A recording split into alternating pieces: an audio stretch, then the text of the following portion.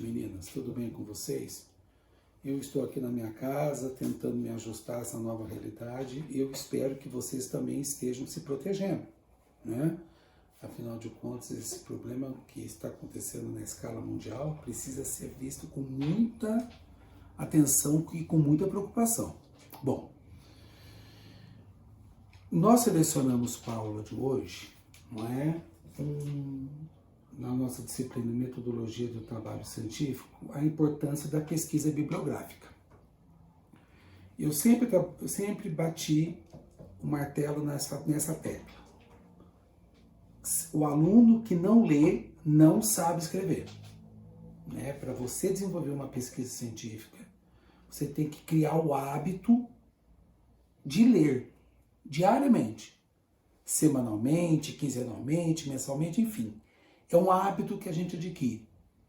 E para vocês fazerem um bom trabalho de conclusão de curso, vocês precisam ter um embasamento teórico muito bem forte, muito sólido, porque vocês sabem que o TCC é uma porta de entrada para muitos empregos, né?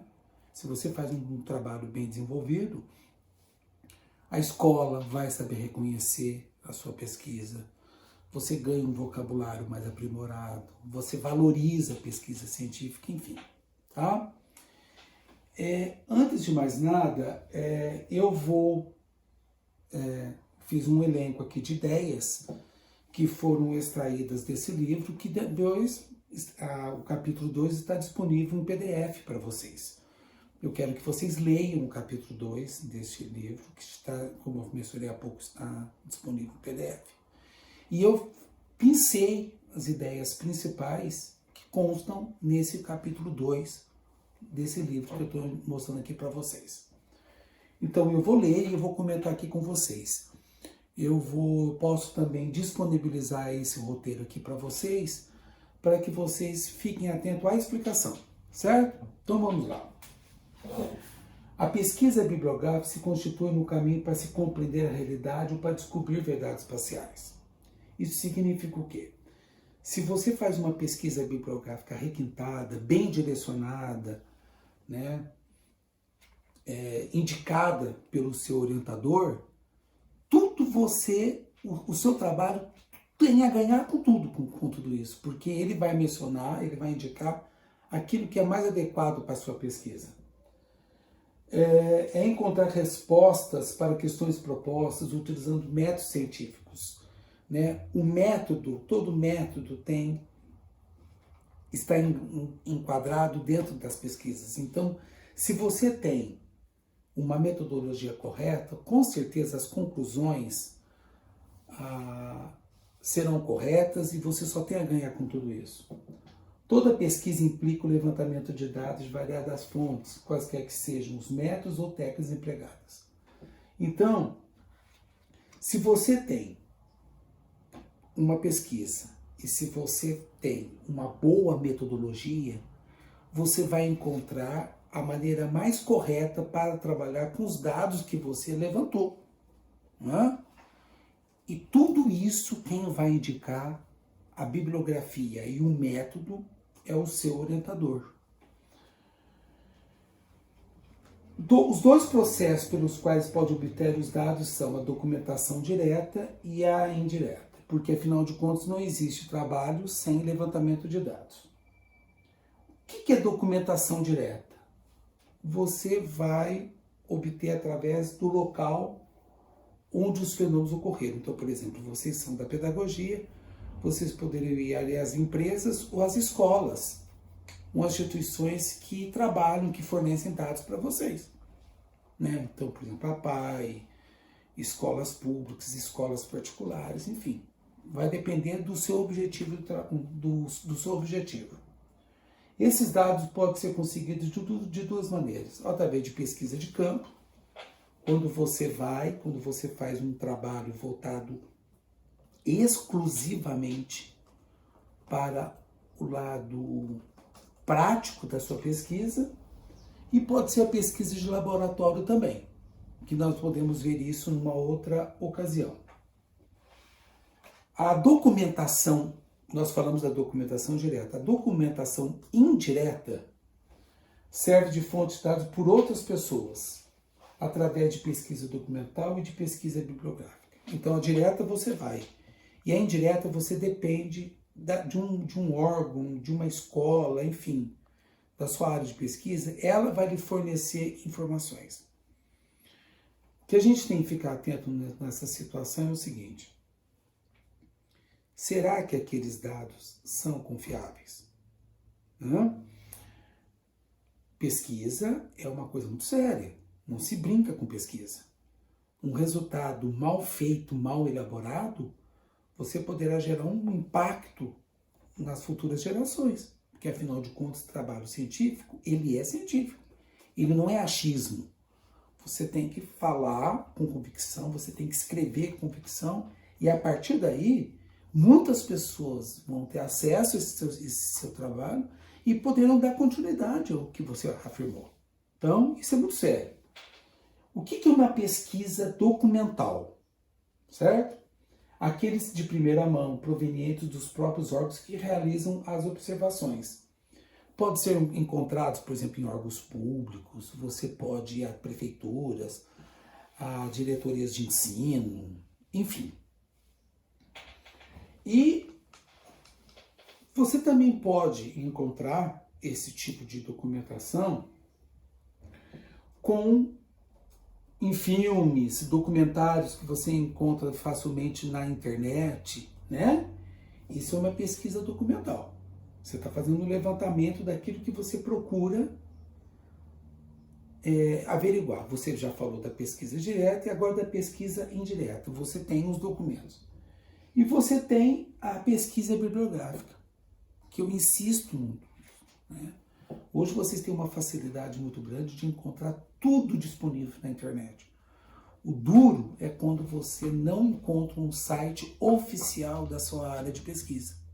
E quem tem que fazer tudo isso para você é o seu orientador. Ele tem que dar o site oficial. Senão você fica perdido. Você é um marinheiro de primeira viagem, você não sabe para onde ir. Então você não pode ir para qualquer vento. Você tem que ir no vento correto. Olha lá. Trata-se de levantamento de toda a bibliografia já publicada sobre aquele assunto, em forma de livros, revistas. E eu acredito que seja a primeira fase, e o próprio autor também, eu concordo plenamente com ele, quando ele diz que é o primeiro passo de toda pesquisa científica. Se você não lê, você não conhece, você não sabe aquele fato problema. Se aquele fato que você está procurando é realmente um fato problema. Ok? Fases da pesquisa bibliográfica. É a fase mais importante, mais impactante. Sem essas fases você não consegue fazer absolutamente nada. Desde uma pesquisa simples até uma pesquisa mais requintada. Então seria, digamos, um doutorado, uma livre docência. Você tem que ter um caminho a seguir. Então, a primeira coisa, você tem a escolha do tema, a elaboração do plano do trabalho, a identificação, a localização, a análise e interpretação e a redação. Eu tomei a liberdade de deixar de trabalhar nesse momento com vocês a compilação e o fichamento que as autoras indicam. Tá? Então foi uma opção pessoal em deixar isso de lado. Certo?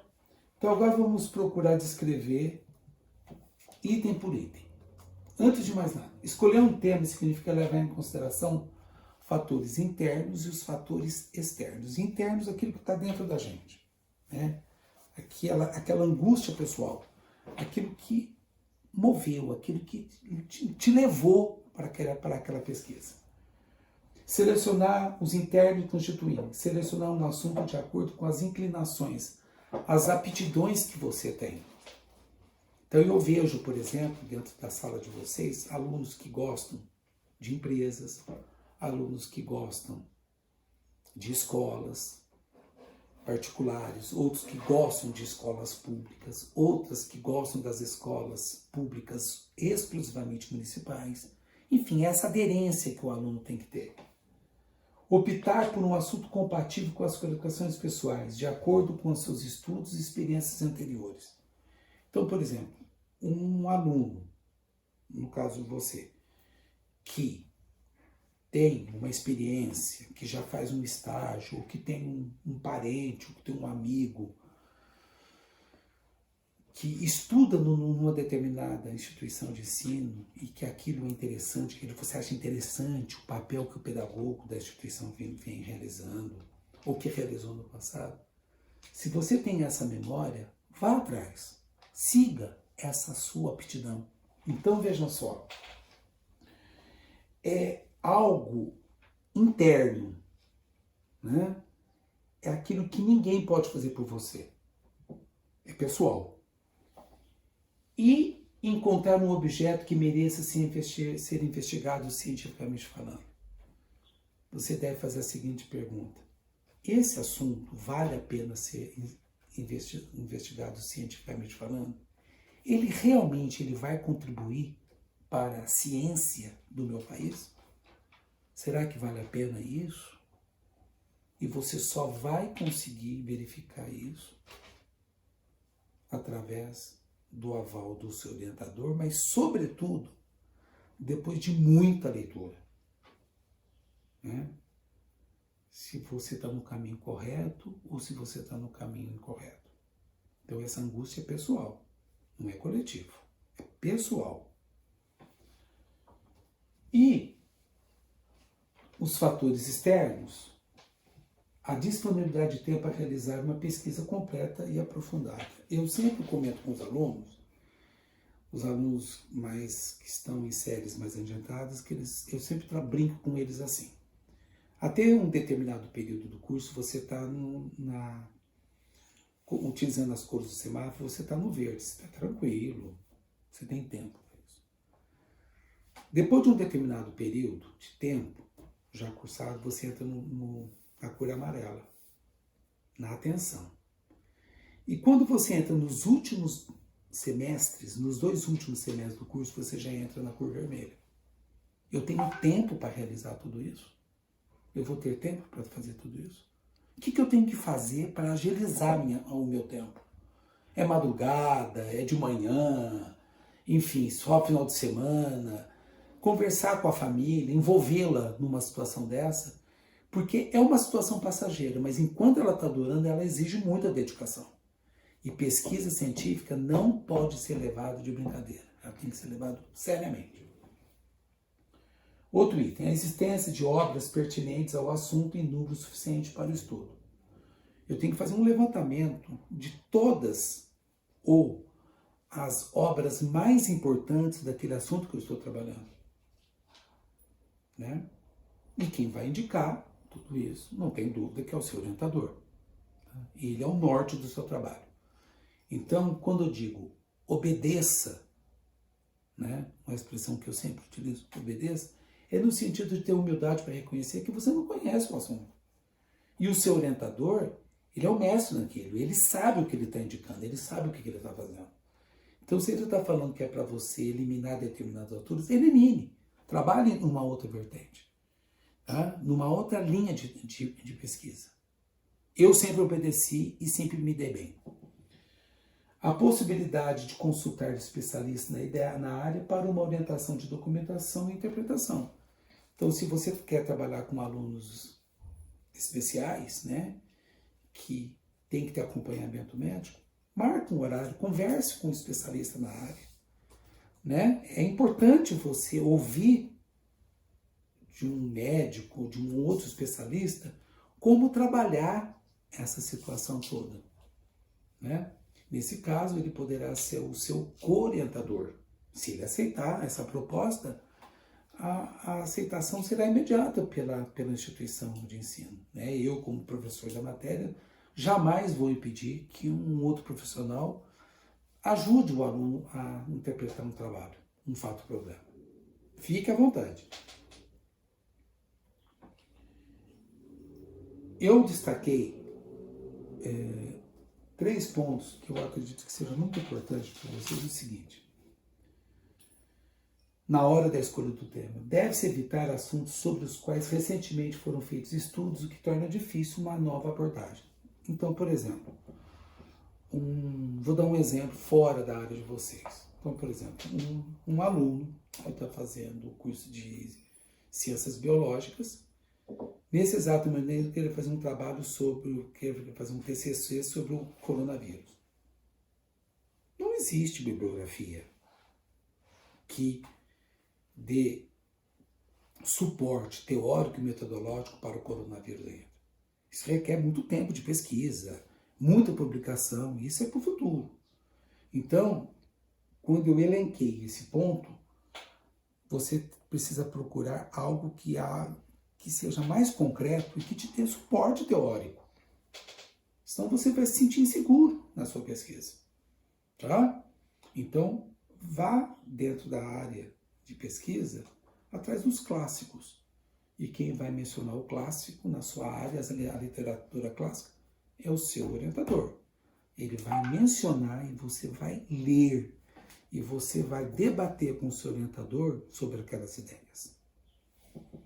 Embora a escolha do tema possa ser determinada ou sugerida pelo professor ou orientador, quando se trata de um principiante, o mais frequente é a opção livre.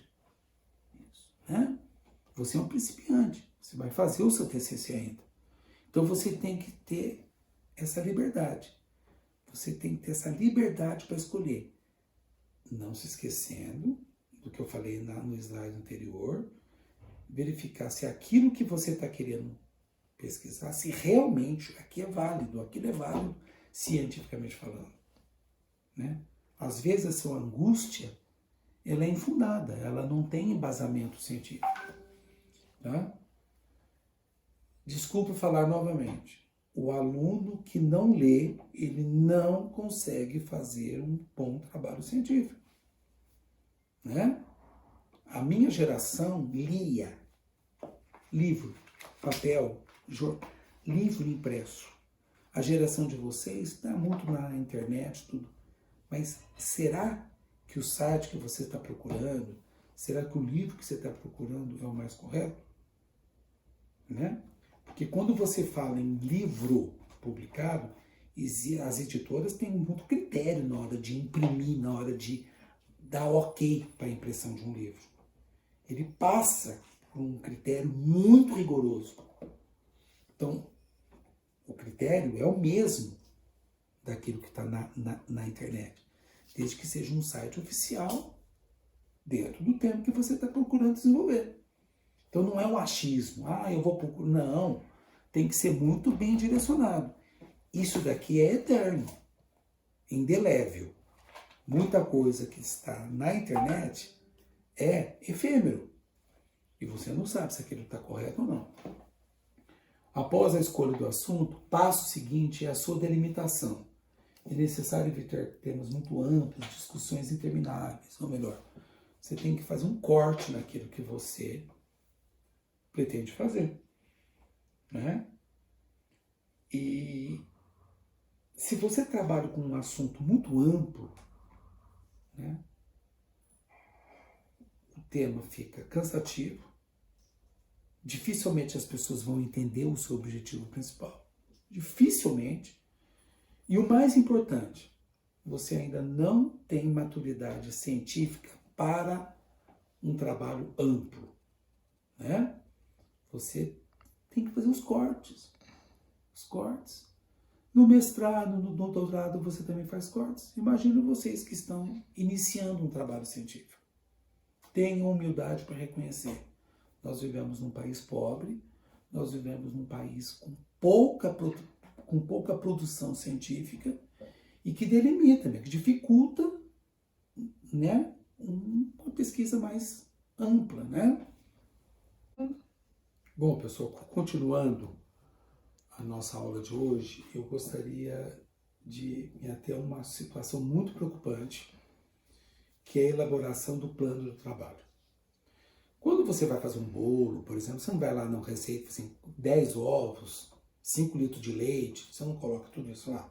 Você não tem que seguir todas aquelas etapas para chegar ao bolo, ao seu objetivo final.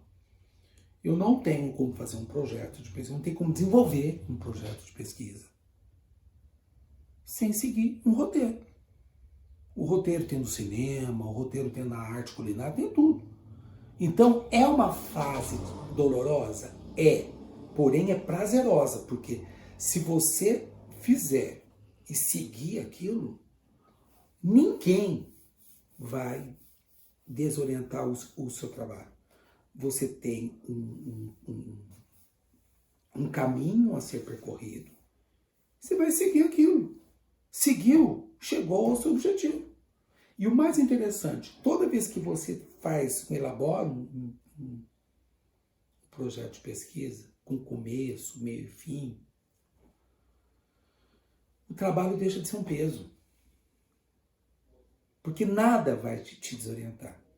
Se surgir alguma situação nova, alguma situação que tá te trazendo angústia, quem vai poder dizer se você está preocupado de maneira correta ou incorreta? O seu orientador. Ele está ali para te ajudar, para te auxiliar. Então, antes de mais nada, na elaboração do plano deve-se observar a estrutura de todo o trabalho científico. Primeiro, a introdução, o desenvolvimento e a conclusão. Não é só isso, mas é aquilo que norteia, aquilo que te dá o norte.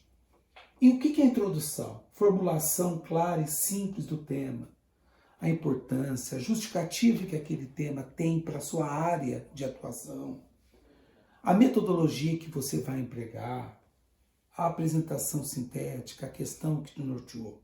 Olha que coisa interessante. A introdução, não sei se você já viu na escola de samba, tem o carro abre-alas, é o carro que explica o que vem lá atrás. Então ele abre o desfile de uma escola de samba. Então a introdução é aquilo que abre o seu trabalho. E o mais importante de tudo isso é a última coisa que precisa ser redigida num trabalho.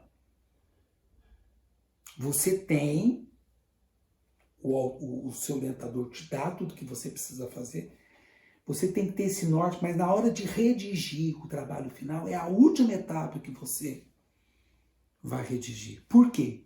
Porque muitas situações que você procurou desenvolver, você não conseguiu. Às vezes as portas se fecharam, às vezes aquilo que você estava procurando conseguir, uma informação, você não obteve.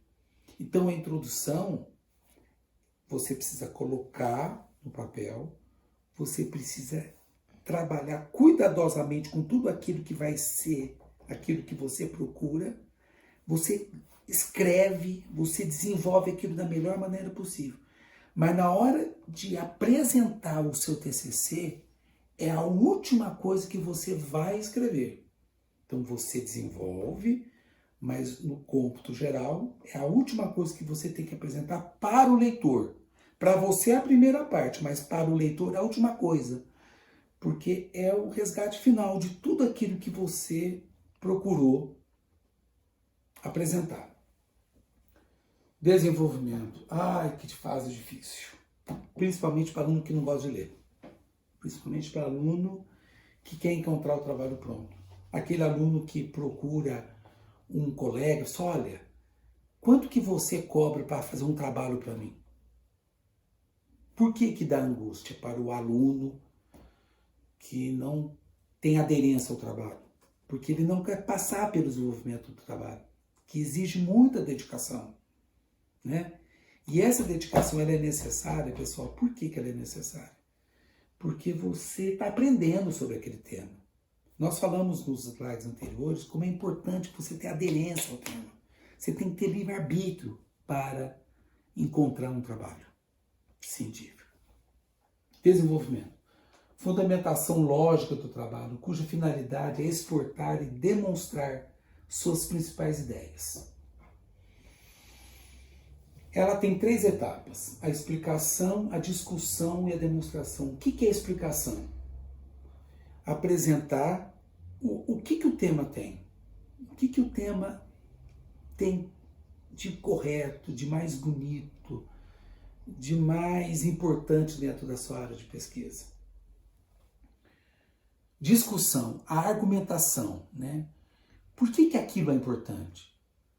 Porque uma pessoa na sua área de pesquisa, na hora que ele for ler o seu trabalho, você discutir, descrever parágrafo por parágrafo por que aquilo é importante, né?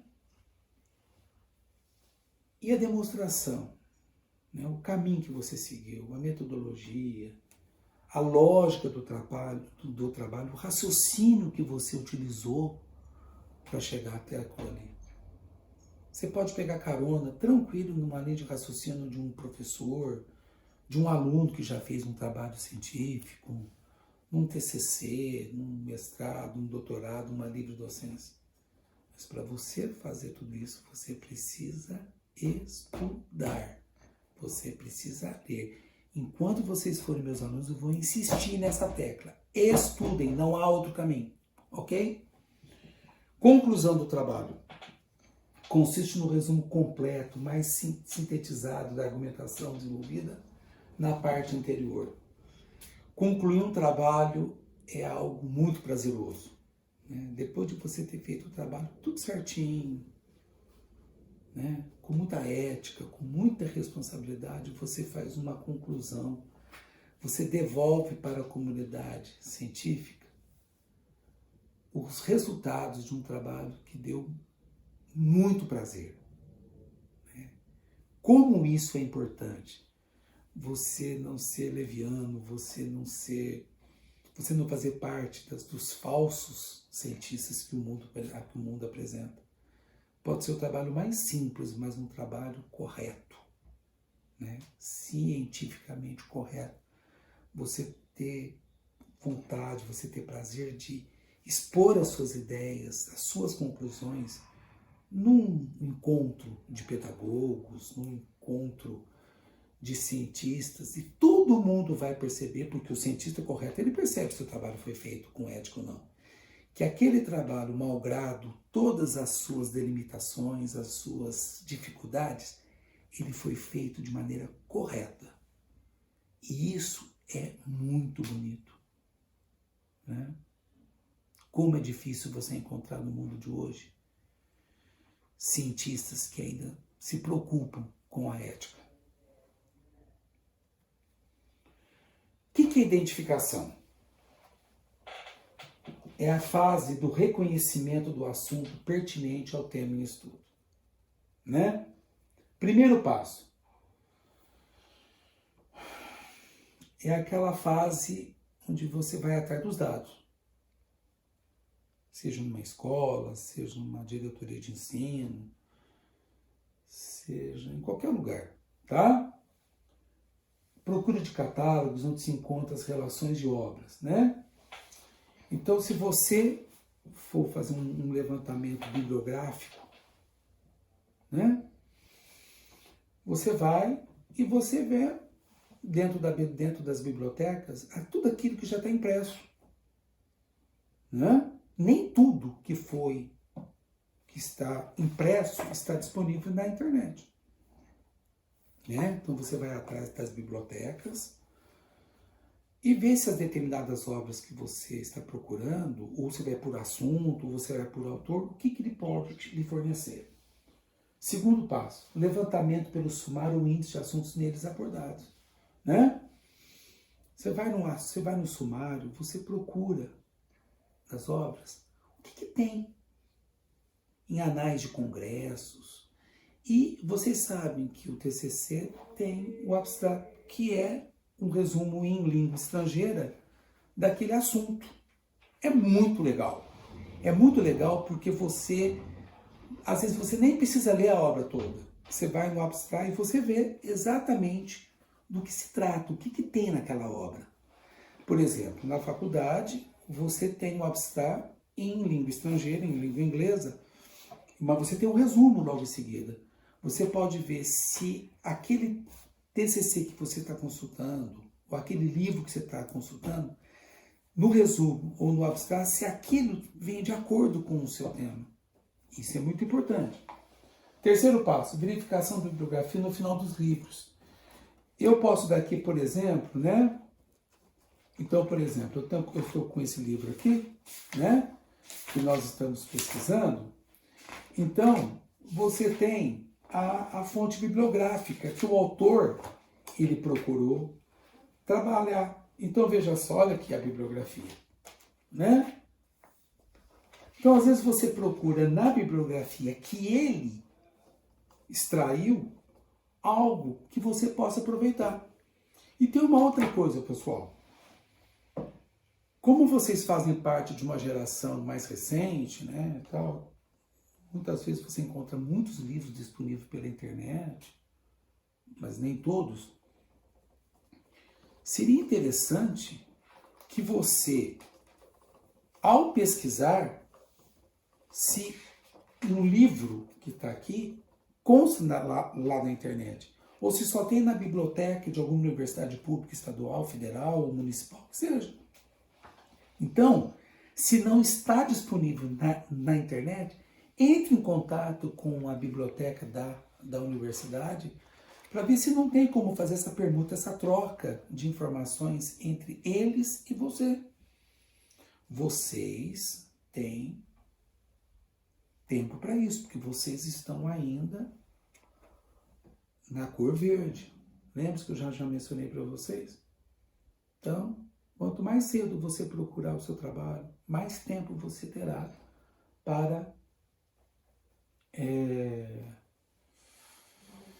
averiguá-lo, né? Para você pesquisá-lo, ok? Quarto, você vai procurar, o item chama-se localização,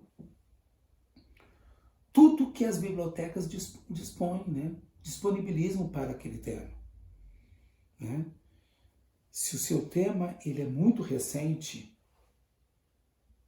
você vai encontrar poucas obras e você vai ter muita dificuldade para desenvolvê-lo. Então seria interessante, antes de você bater o martelo no eu quero determinado tema, se existem obras que lhe darão no futuro suporte teórico e metodológico para desenvolver. Então, a localização das bibliotecas, de tudo que você tiver que trabalhar é muito importante, mas veja antes se o seu tema vale a pena ser investigado. Continuando, pessoal, agora nós vamos falar do quinto item, que seria análise e interpretação, que é dividido em 4 fases. A primeira fase seria a crítica do material bibliográfico, né? E aí você tem a crítica externa e a crítica interna. A crítica externa, quando você faz uma crítica do texto, né? Então o professor sugeriu o texto, você está tendo contato com ele pela primeira vez, tal, você vai ler com os olhos daquele autor, tal, averiguar se o texto sofreu ou não alterações, interpolações e falsificações ao longo do tempo. O que significa isso?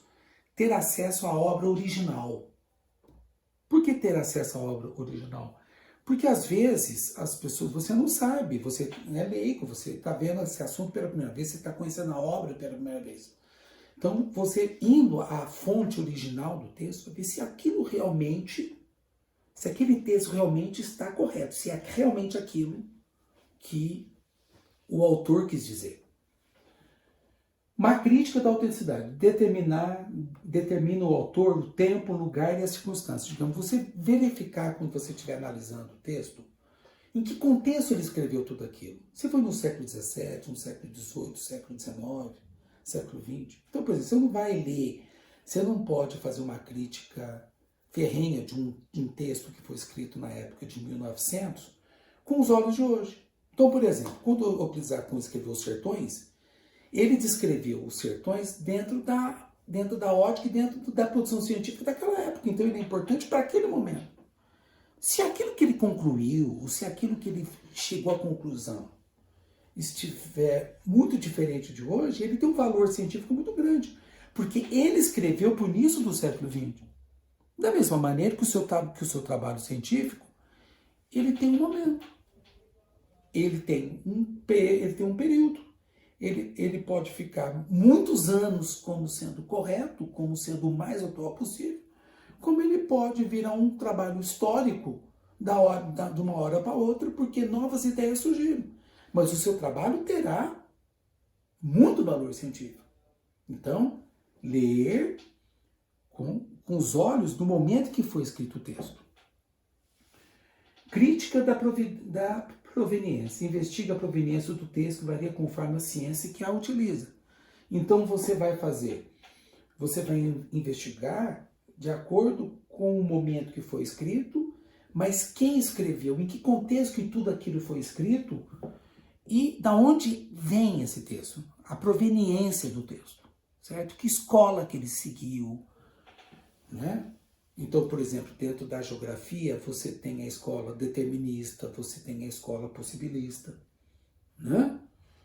Você tem que verificar tudo isso. Isso requer muito tempo e muita dedicação. Agora, eu coloquei um destaque muito sério. Quando se trata de traduções, o importante é verificar a fidelidade do texto examinado em relação ao original. Será que realmente aquela tradução que foi feita segue rigorosamente o que o autor quis dizer? Né? Isso é de se pensar, porque você está pegando o bonde andando, né? É tradução. Será que a tradução está correta? Né? Uma coisa que a gente tem que ficar atento. Crítica interna é aquela que aprecia o sentido e o valor do conteúdo, que compreende, primeiro, crítica de interpretação ou hermenêutica. Averigua o sentido exato que o autor quis exprimir. Conhecimento de vocabulário, circunstâncias históricas, né? O que o autor que você está lendo ele quis imprimir? Que situação que ele escreveu tudo aquilo? Né? Então, está me vindo a ideia aqui, por exemplo, quando Freud escreveu as obras, né? Quando Piaget escreveu, quando Popper escreveu, estava vivenciando um outro contexto histórico. Né? E você tem essa visão crítica.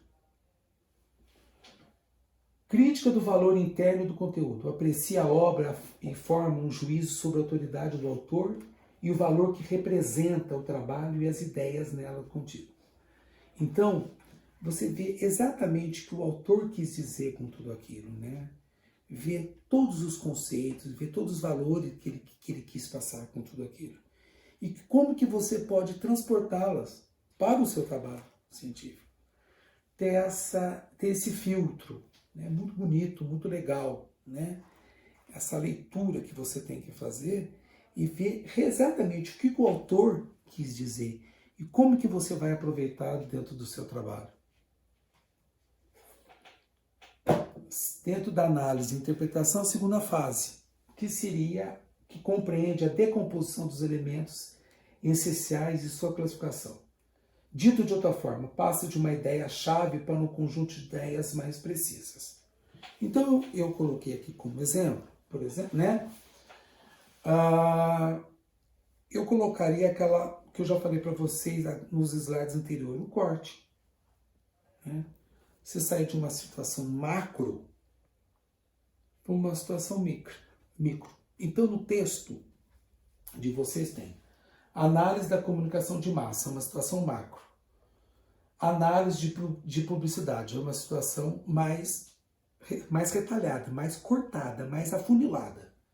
Análise de um veículo de comunicação de massa pela publicidade, é micro. Então eu vou dar um exemplo aqui para vocês. Vocês querem verificar se as crianças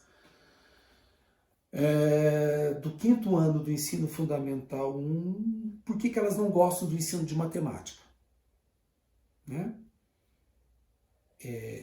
Qual faixa etária que não gosta? Né? Do ensino de matemática. Que assunto da matemática as crianças não gostam? Né? Que metodologia que a professora de matemática utilizou que dificultou o aprendizado de matemática. Então, pode ser que o assunto dentro da matemática não tenha sido bem aceito, mas a disciplina, a ciência matemática, ela por si só, ela não é um problema para os alunos. Então pode ser que um determinado assunto dentro da matemática tenha gerado problemas e outros assuntos não. Então você falar que toda matemática é um problema, isso é macro, mas se você afunila, você vai encontrar assuntos que poderão ou não dificultar o aprendizado de matemática. Dessa forma, pode-se concretizar através de uma análise progressiva e cada vez mais concreta as ideias iniciais gerais e as mais abstratas. Então, assim, a matemática, ela não é uma disciplina totalmente abstrata. Existem determinados assuntos que são abstratos. Eu estou mencionando a matemática, que é uma ciência que me veio na cabeça. Você pode utilizar isso em língua portuguesa, você pode falar isso na ciência de uma maneira geral. Terceira fase da análise e interpretação é a generalização. É um problema porque permite a classificação, uma vez que um elemento particular pode ser incluído no geral. Eu vejo isso com muita ressalva, com muita preocupação, é o seguinte: é muito difícil você trazer uma interpretação geral para o local, né? Por que eu estou dizendo isso para vocês? Porque muitas vezes não foram feitas pesquisas com detalhamento, com um recorte mais afunilado das coisas. Então você pega uma ideia geral e você procura colocá-la dentro de uma escola. E às vezes você não consegue enquadrar. Você não consegue enquadrar não porque o seu trabalho teve pesquisa, mas é uma ideia macro numa situação que é micro, dentro de uma sala de aula, por exemplo. Então, a generalização é um problema muito sério, né? Então eu vou dar um exemplo dentro da minha área, que é a geografia. Então, eu procuro explicar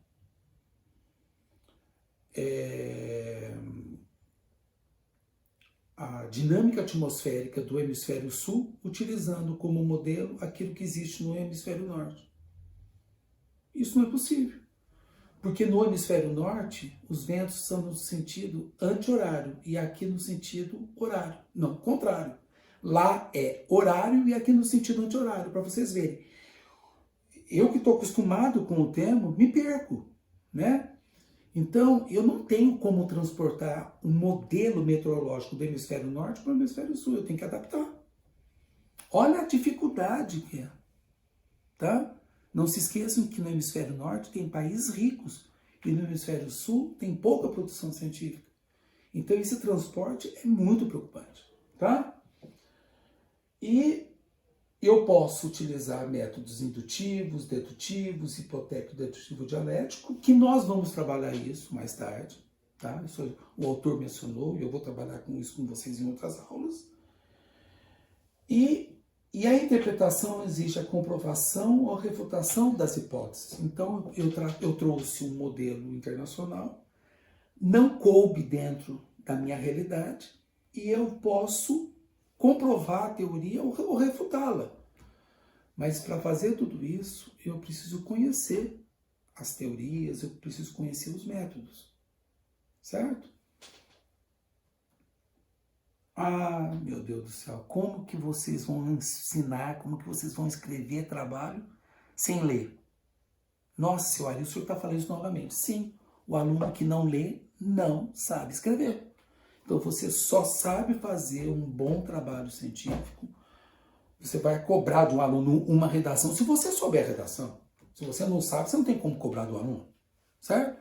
Então a redação de um trabalho é extremamente importante.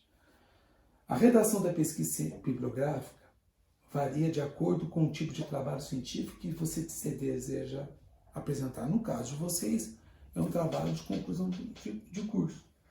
E quem vai direcionar a sua redação, a melhor maneira de redigir, não tem dúvida que é o seu orientador, tá? É a etapa final do trabalho, mas ler e redigir é uma arte. Pessoal, então um abraço para vocês, nos vemos na próxima aula e eu vou passar para vocês agora um link onde vocês poderão complementar tudo isso que nós estamos falando, e eu gostaria muito que vocês